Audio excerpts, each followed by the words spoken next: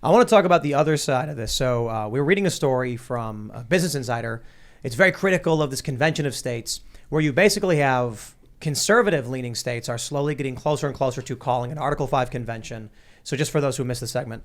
But on the other side of this, you have the more liberal-leaning states getting closer and closer to a national popular vote coalition, which would undermine the Electoral College. And in my opinion, literally just be telling the world, like the moment that happens is, hey, we want to do a civil war here is basically what you're saying if you do this. I think it's a terrible idea. A convention of states is like, well, they'll propose some amendments. Maybe they can happen. But I mean, if you need 38 states to ratify anyway, that could happen through the Congress anyway, I'd imagine. A convention of states being called opens a conversation. Undermining the Electoral College through states agreeing with each other just instantly ends the Republic electoral process for the president. It fundamentally changes how we elect a president and makes the flyover states real flyover states.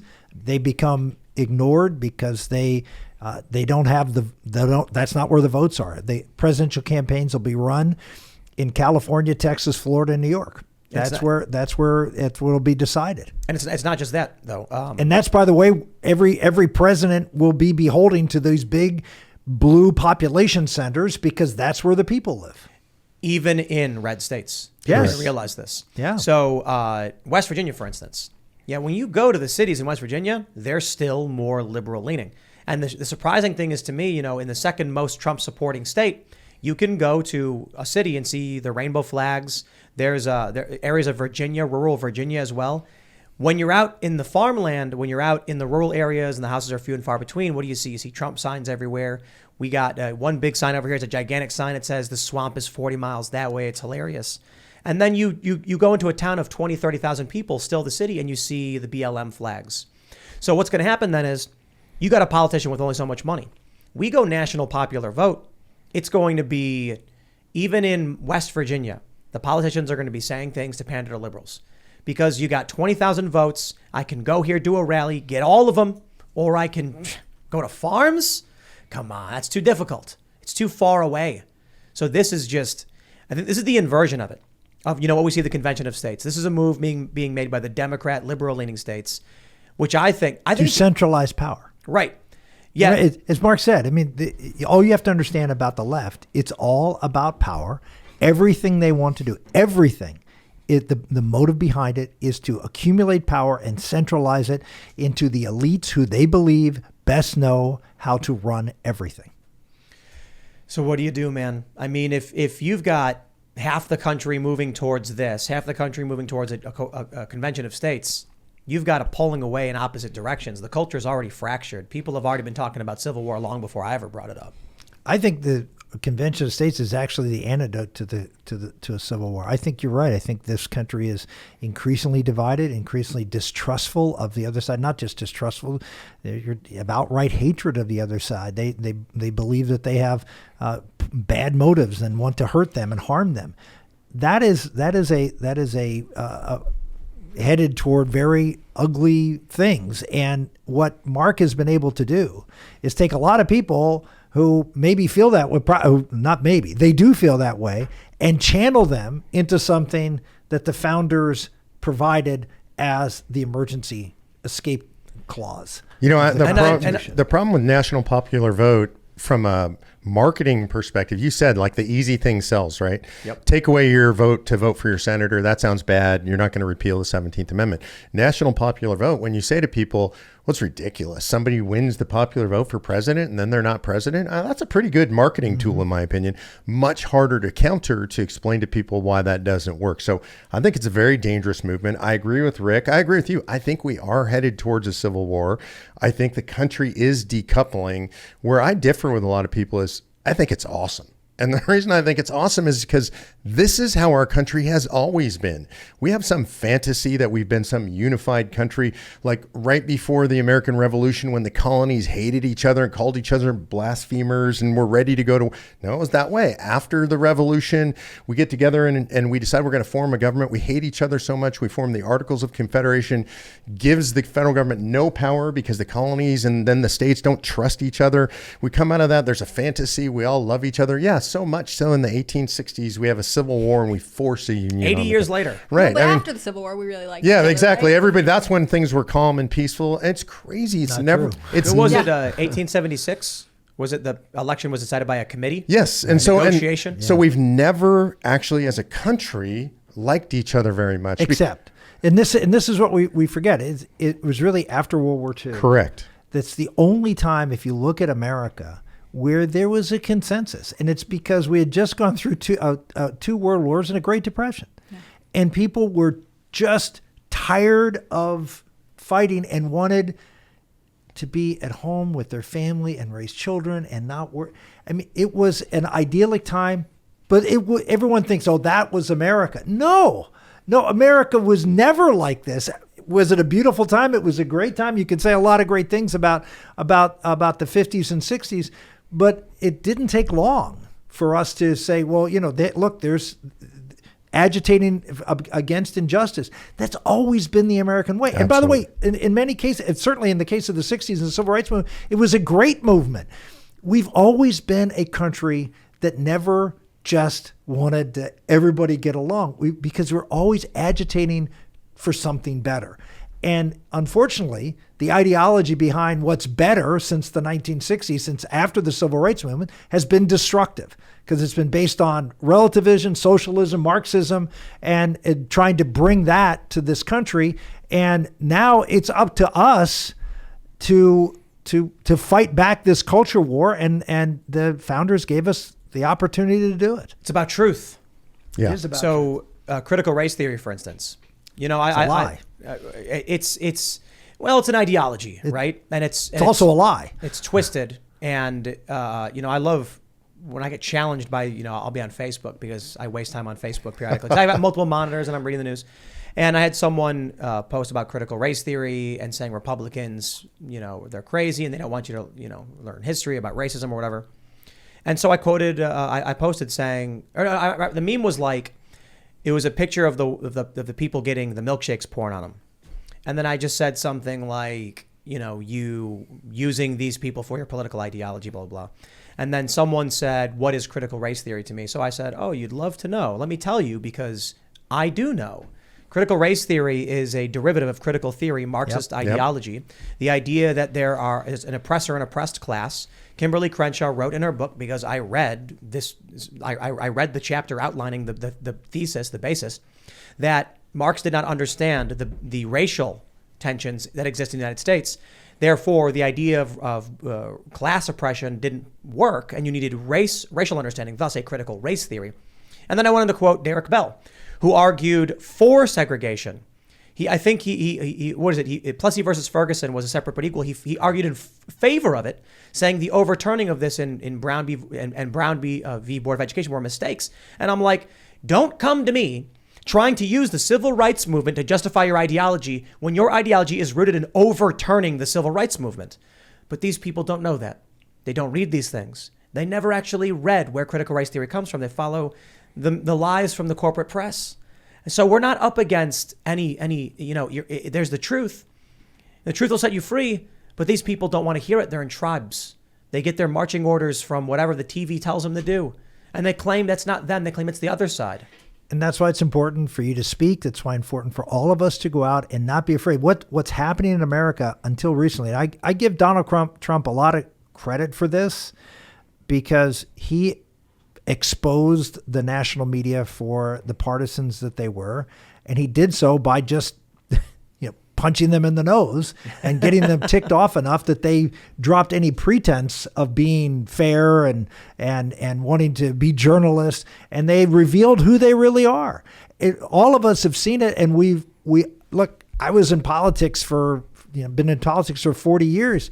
And for 30 of those years, Republican politicians would stand up to the media on occasion, but we didn't call them out for who they were. We knew who they were. We understood that 97% of the Washington press corps voted for Democrats, but we always tried to, the idea was, well, you don't get into an argument with someone who buys ink by the barrel. And so that was the credo of the Republican conservative movement, which is don't fight against the media because they'll crush you. And for one who did and got crushed, I was used as an example. Look, don't stand up and speak the truth, because the left will crush you. Now they can't crush us as much anymore because of avenues like this and other avenues. And we have an obligation to use these avenues, in spite of the limitations that Facebook and Twitter and YouTube put on those, to continue to fight that battle and do it smartly. Well, you were on CNN for a short while. I was 5 years. Oh, so a little bit now. Not a short while. Not a short while, In actually. my life, not a short while, no. So what happened with that? I mean, to be critical of the media, but to be in the machine, I mean...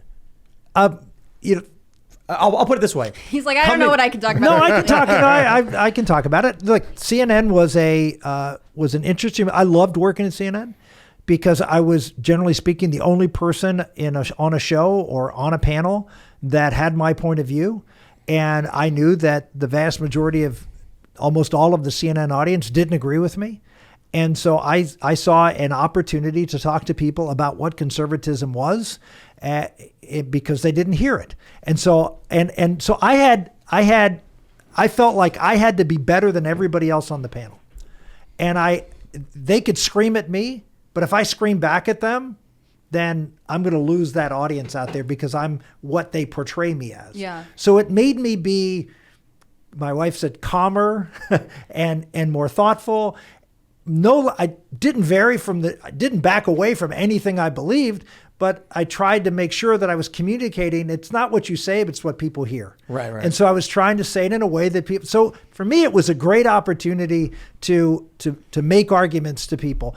And CNN, when they put me on, gave me the opportunity to say whatever I want. So I have no complaints about it. I can complain that they didn't put me on the shows as much as I would have liked to have been, but that's the way it goes. Having said that, I got fired, canceled, because I made a comment that the United States of America, I was giving a speech to a group of young conservatives about the founding of the country, and I made the comment that we were blessed in this country to have founding documents where we really didn't have a country before this country. That unlike France, which had multiple governments and kings and the history, here in America, this was a brand new country. We started from a clean slate.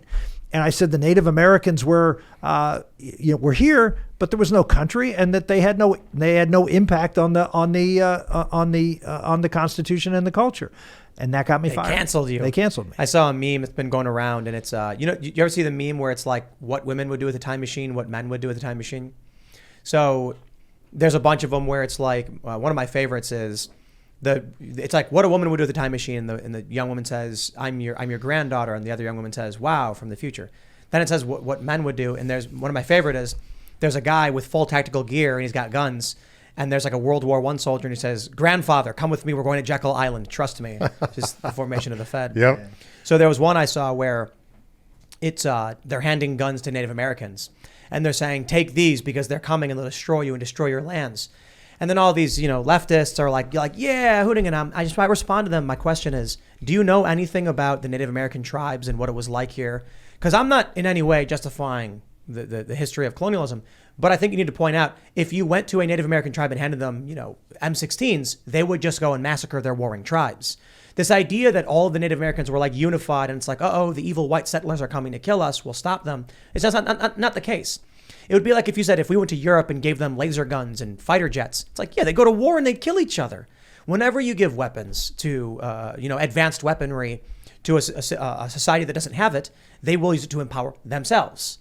But of course, that's called human nature. That is truth and reality. So when you talk about the history of the Americas, you had nomadic tribes, you had some tribal governments. We did learn from and adopt some of their principles. It's really amazing history, quite in fact.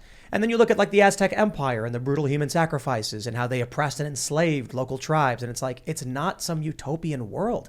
But these people believe in this woke psychotic narrative where it's just like whiteness, literally from Europe or whatever they want to call it, is bad and wrong. And that means anyone else is good. Where in human history have there not been warring people trying to control territory, different groups of people who have read the Bible? I mean, you look at the Hebrews and the Philistines and the Moabites, and it's throughout the course of human history There have been wars conquering for land, and the idea that is somehow should not have happened in this country, that somehow that America is again, for me it's a dystopian view of how the world and throughout history has worked. Well, so you said a moment ago that you were, correct me if I'm wrong, you were saying you think Civil War, you were excited for it? Is that? No, I'm excited for the division. And the reason I'm excited for it is because if you go back to the Constitutional Convention, the men in that convention are screaming and yelling at each other. They're accusing each other of all kinds of horrible stuff. It's the North versus the South, big states versus small states. There are commercial interests that are fighting against each other in convention. We look back and we've got some weird fantasy that these all guys sat around, had a couple of pints of ale, and came up with this beautiful document. The document is a result of that distrust, that dislike, that hatred. This is where federalism is born, because it's a system designed for people who say, look, I don't really like you. I don't trust you. You're going to infringe on my interests. So what we're going to do is, we know there's an existential threat. You've got England, you got Spain, France is actually an erstwhile ally. They're a threat. So we got to band together for a few limited things. I still don't like you, but I'm going to band together in a federal government with you. That's the solution for right now. Because the reality is, look, people in the South, if you're in Alabama, you don't really like people in New York, generally speaking. Yeah, you could travel to those places. You'll still hear all the same regional prejudices. They have always existed. They always will. So this is a chance for us to say, well, how could we live together? Is there any way we can live together? And the answer is, yeah. The founders, the framers told us, have a federal system where I say, you know what, you can do what you want to do. If I don't like it, I'm going to go live in New York. I think the challenge is, I don't think when we talk about the left and the right, the left having the rule and not the exception, the right is the exception, not the rule. I don't know if there's an acceptable compromise. I mean, these are people who ended up committed property damage, rioting, and murderous acts in 2020, and the politicians supported them outright. I mean, Kamala Harris was funding their bail. Yep. 13 Joe Biden staffers, I believe it was 13, contributed to the bail of these individuals who were committing these crimes. I mean, I don't know if there's a solution, even through a convention of states, because I feel like even if you get the convention of states, you do limit the power of the federal government. These people still exist. They still have their tribal culture and bloodlust, or whatever you want to call it. So I feel like a convention of states is good to address the problems of the federal government, but I feel like it would be a catalyst for a lot of these far left extremists and their cohorts in government who are going to lose power because of it. And then it just triggers conflict. It just ignites it. I would say two things. Number one, the most important reason for convention of states is to limit the power of the federal government to force cultural Marxism and economic Marxism on the entire country. So if we can stop them from imposing, try to generally increase the power of the federal government to the point where they can impose that on the rest of the country, which will cause, I believe, if it continues on, there will be conflict. There's no question there'll be conflict. The alternative is a convention of states to propose amendments that will limit the power of the federal government, or even just having the convention. Think about having the convention and the states rising up and saying, we're going to check you. That in and of itself may limit some of what the federal government attempts to do, or the left tries to do, because they know now there's a viable option for the states to push back, right? And that it happened, nothing horrible happened, maybe a couple of amendments passed, but now that it's happened once, it's a lot easier to have again. The idea that we're going to eliminate the left and their grab for power, that's not going to happen, but it's going to be isolated in the states of California and others. And we'll see the destruction that is wrought in those states as we're seeing it now. And so what's happening? People are leaving those states. Thanks for checking out this segment from the Timcast IRL podcast. But if you want to check out the full show live, tune in Monday through Friday at 8 p.m. And if you want more special access content, head over to timcast.com and become a member. Your membership helps sustain this company, keep our journalists employed, makes this show happen, and you will get access to exclusive members-only segments of the Timcast IRL podcast, and there's a massive library to check out. So again, go to timcast.com or tune in Monday through Friday at 8 p.m., and we'll see you all there.